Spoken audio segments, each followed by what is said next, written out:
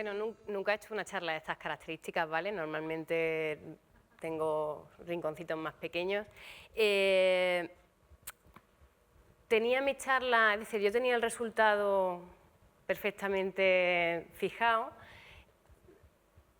De hecho, vengo a hablaros de una parte que las mentes creativas no debemos olvidar jamás, que es la mentalidad del niño, ¿no? Pero he tenido la gran suerte de vivir las dos charlas anteriores, con lo cual, como soy una mente creativa, voy siempre con mi libreta a todas partes, no solo porque soy escritora, sino porque mi memoria es pésima, pues he decidido utilizar algunas de las cositas que han comentado Carlos Blanco y Guillermo Sánchez para ir avanzando, ¿vale? Bueno, con un lenguaje diferente o el código es el mismo. Con una forma de expresarme un poco diferente a ello, al final vamos a acabar hablando básicamente de lo mismo, ¿vale? Carlos ha hablado de networking, yo iba a hablar de relaciones, ¿no? De la importancia que es estar bien comunicados en el mundo en el que nos queremos mover. Sentido común, la suerte con interrogantes, la suerte llega o te la trabajas. Sobre todo ser feliz, el ecosistema, conocer muy bien el mundo en el que nos movemos y aprovechar las herramientas que tenemos. Y de Guillermo Sánchez, pues lo de los problemas. Además me sonreía porque hace como 2 semanas, bueno, me confirman que voy a presentar un programa en televisión española, una de estas noticias que jamás habría esperado que pudiera llegar a dar, perdón. Y resulta que me siento con mi marido y le digo, qué fácil ha sido todo, ¿verdad? Y me dice, a ver, cariño, no ha sido fácil.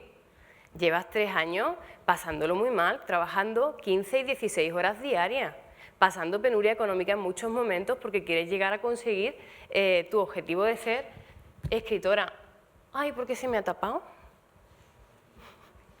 Hacemos así, no pasa nada, soluciones.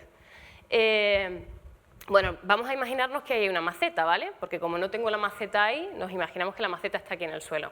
Bien, bueno, pues él me decía que realmente había tenido un camino muy duro y que necesitaba continuar avanzando, pero claro, como mi mente positiva siempre está, que parece que voy como si fuese unas castañuelas, pues nunca me acuerdo de los momentos malos, siempre me acuerdo de que tengo que seguir avanzando y que cualquier obstáculo, yo al final, de una forma o de otra, lo voy a sacar adelante.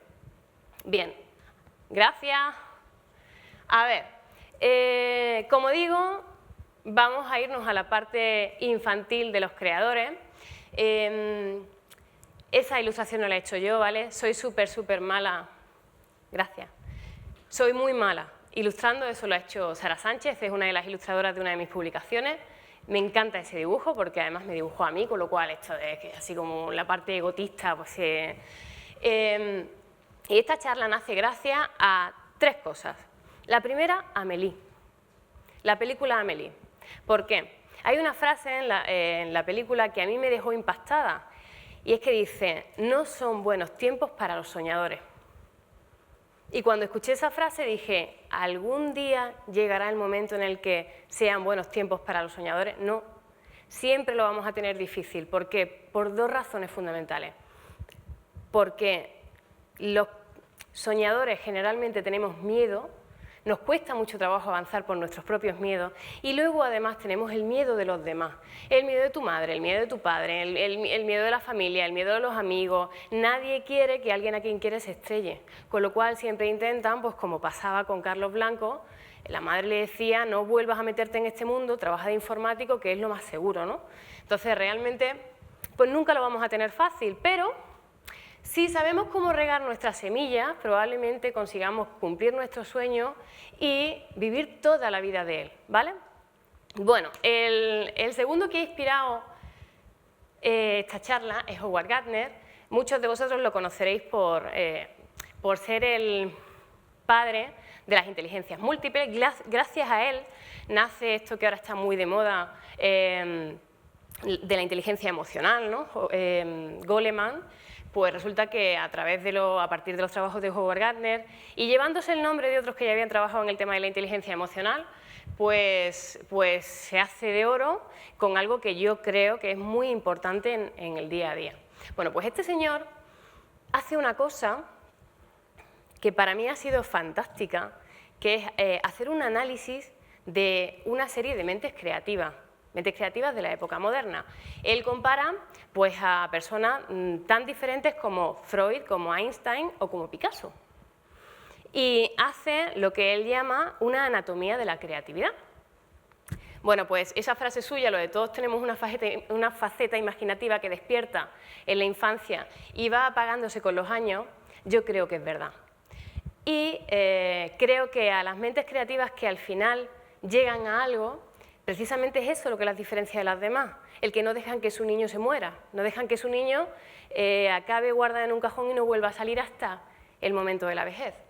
Entonces, tenemos aquí a Albert Einstein, no podía coger otra imagen, ¿vale? Porque creo que refleja mucho el espíritu de este hombre. Howard Gardner dice que Einstein probablemente llegó hasta donde llegó porque se olvidó o cerró la puerta de esos paradigmas de la edad adulta, de esa fase de maestro a la que llegamos, en la que empezamos a decir esto ocurre así porque sí, y decidió regresar atrás y convertirse en un niño y preguntarse ¿por qué? Es la principal cualidad de los niños. Están constantemente preguntando por qué, y por qué, y por qué, y por qué no, y por qué sí. ¿Vale? Bueno, pues eso lo hizo él y al final pues acabó destacando como una de las mentes creativas más influyentes, más importantes del siglo XX. Yo planto, ya no está la maceta ahí, ¿vale? Está ahí. Hemos plantado la semilla de nuestros sueños y una de las partes más importantes para que nuestro sueño, nuestra semilla empiece a moverse dentro de la tierra es la voluntad. La fuerza de voluntad es súper importante para que nuestros sueños se hagan realidad.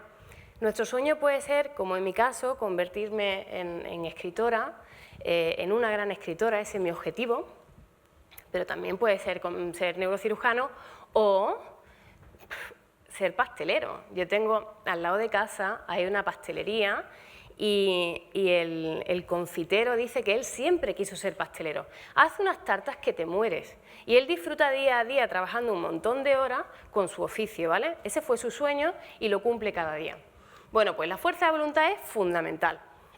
Vale, que conste, tengo que excusarme por esta foto.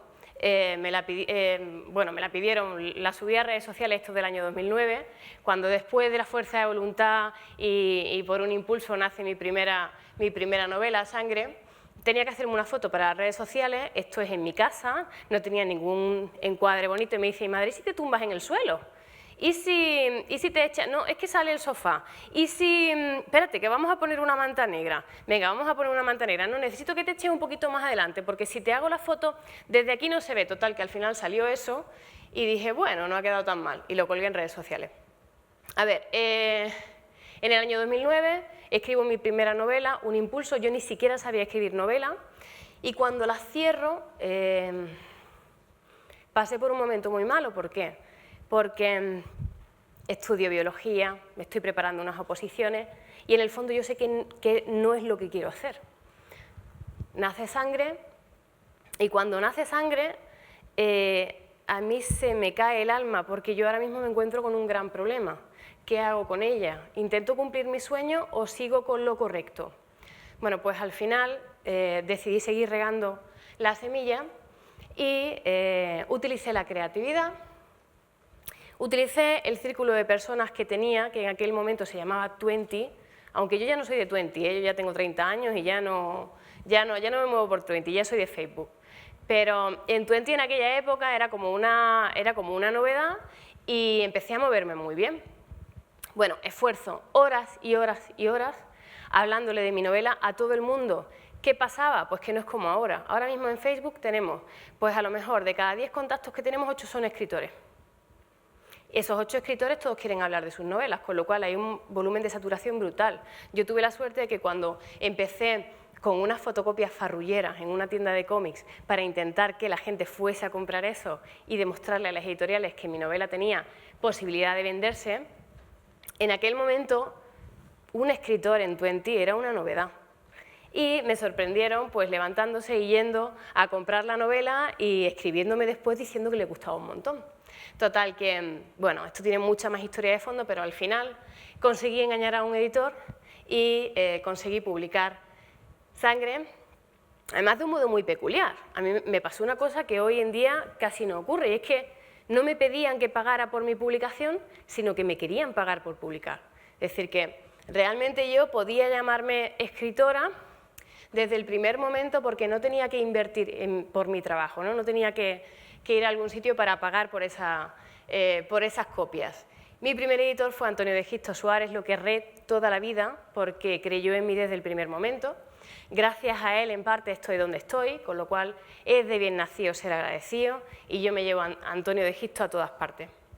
Bien, pero cuando esto ocurre, llega el segundo gran dilema de mi vida. ¿Qué hago? A mí me golpea la dura realidad. El hecho de haber publicado una novela en una editorial pequeñita a mí no me asegura vivir de la escritura, en absoluto. Yo tengo mis oposiciones en ciernes, estoy recién licenciada. ¿Qué hago? Bueno, pues la decisión que tomo, meto mi realidad también como abono de mi semilla, y la decisión que tomo es un poco extraña, ¿no? Es decir, decido dejar de escribir durante 3 años porque me voy a poner a trabajar para ahorrar el dinero suficiente como para poder dedicarme después de 3 años a vivir de lo que he ahorrado e intentar convertirme en una gran escritora. Eso pues ya podéis suponer lo que supone, ¿no? Es que mal ha quedado esto. Os podéis suponer cómo me sentí yo. Para mí estar 3 años sin escribir nada, trabajando muchísimas horas y dejando todo, no muerto, pero latente dentro de mí, pues fue como un poco complicado. Pero, a ver, yo veía que mi cuenta iba avanzando y que cada día íbamos mejor y además el trabajo cada vez también tenía mejor calidad, pues empieza vendiendo a puertas frías, que la gente dice que es muy duro, pero yo como soy extrovertida, me lo pasaba bastante bien. Después también vendí tarjetas de crédito y bueno, mi pelotazo fue la visita médica. Todos sabéis que realmente en la visita médica ya no tanto, pero bueno, se puede hacer un buen dinerito en los primeros años y luego mi objetivo se cumplía casi seguro, ¿no? Vale, pues cumplo los 3 años, miro mi cuenta. Mi vida había también mejorado porque ya había conocido a mi pareja y era como que todo era como muy favorable. Llega el momento de tomar una decisión.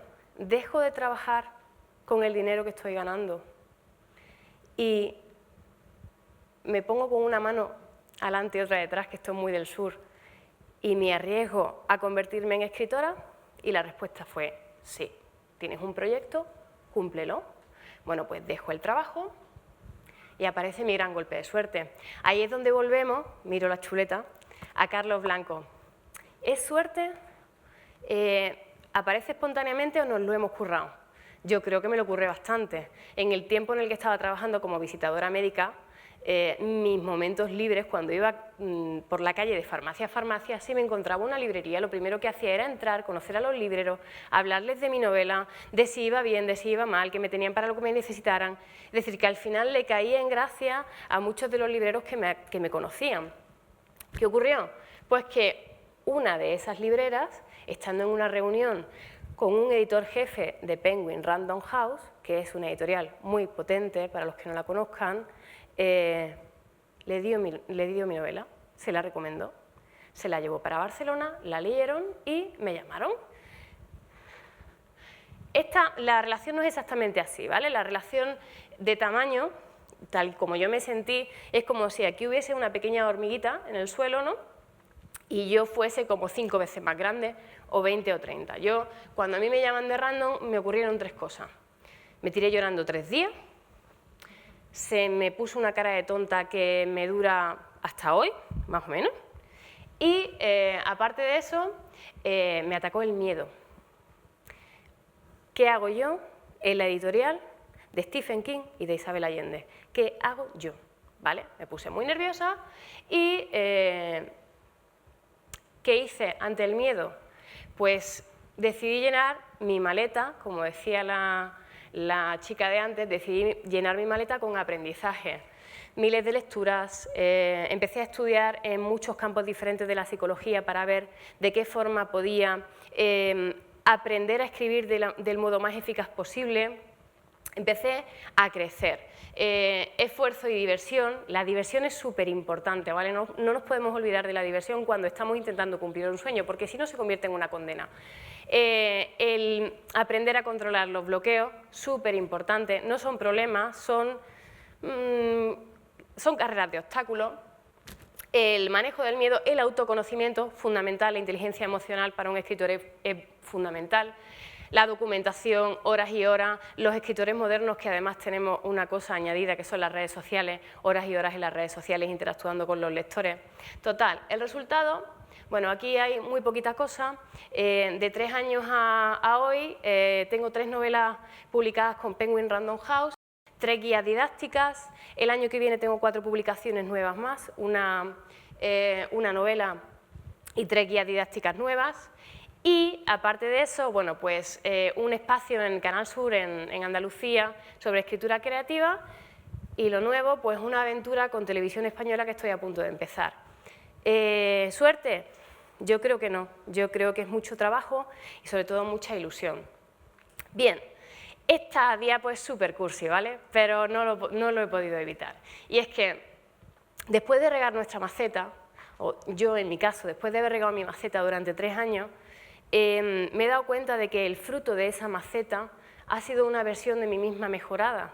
Yo ahora mismo estoy mucho más preparada para enfrentarme a mis sueños, para cumplirlo día a día, porque espero que vosotros no esperéis mucho a plantar vuestra semilla, porque yo sigo queriendo convertirme en una gran escritora y aún me queda muchísimo que aprender, muchísimo abono que poner en mi maceta, muchísimas cosas en esta carrera de fondo que es la escritura. Y ya está, creo que hasta me ha sobrado tiempo.